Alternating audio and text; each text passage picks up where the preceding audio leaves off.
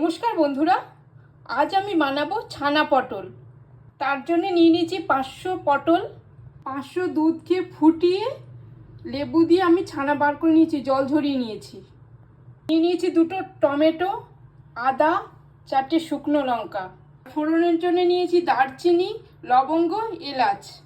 মশলা নিয়ে নিয়েছি আমি কাশ্মীরি লঙ্কার গুঁড়ো, হলুদ, জিরে গুঁড়ো, ধনে গুঁড়ো। নিয়ে নিয়েছি নুন, চিনি, কাসুরি মেথি, আর রান্নাটা আমি করব সর্ষের তেলে। প্রথমে পটলের খোসাগুলো আমি ছাড়িয়ে নেব। পটলের খোসা আমি ছাড়িয়ে নিয়েছি। পটলের খোসা ছাড়িয়ে আমি সাইড দিয়ে কাট লাগিয়ে নিয়েছি সবগুলোর। হলুদ গুঁড়ো দিয়ে মেখে নেব। একটা সসপ্যান বসিয়ে দিয়ে দেবো টমেটো দুটো শুকনো লঙ্কা। আমি কড়াই বসিয়ে দেবো, তেল দিয়ে দেবো। গরম হয়ে গেছে, আমি পটলগুলো ভেজে নেব। প্রায় 80% মতো ভাজা হয়ে যাবে। এবার আমি তুলে নেব। এই স্কিনটা আমি তুলে ফেলে দেবো। হয়ে গেছে, এবার আমি মিক্সিতে পেস্ট করে নেব। তাতে দিয়ে দেবো আদা, পেস্ট হয়ে গেছে। এবার কড়াইতে দিয়ে দেবো তেল। গরম হয়ে গেছে, আমি এবার ফোড়নটা দিয়ে দেবো। পেটে রাখা মশলাটা দিয়ে দেবো।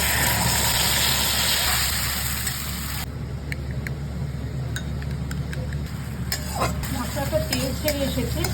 এবার আমি দিয়ে দেবো গুঁড়ো মশলাটা দিয়ে দিলাম। ভালো করে মশলাটা মিশিয়ে নিচ্ছি। দেবো নুন, দিয়ে দেবো চিনি। এবার দিয়ে দেবো জল ঝরানো ছানাটা। এরপর দিয়ে দেবো ভেজে রাখা পটলগুলো। ভালো করে মশলার সাথে মিশিয়ে নিই। এবার দিয়ে দেবো গরম জল। ভালো করে মিশিয়ে নেব। ছানা পটল আমার রেডি হয়ে গেছে।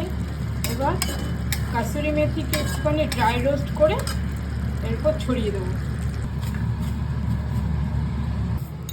কাসুরি মেথি দিয়ে দিচ্ছি। এবার নামিয়ে নেব।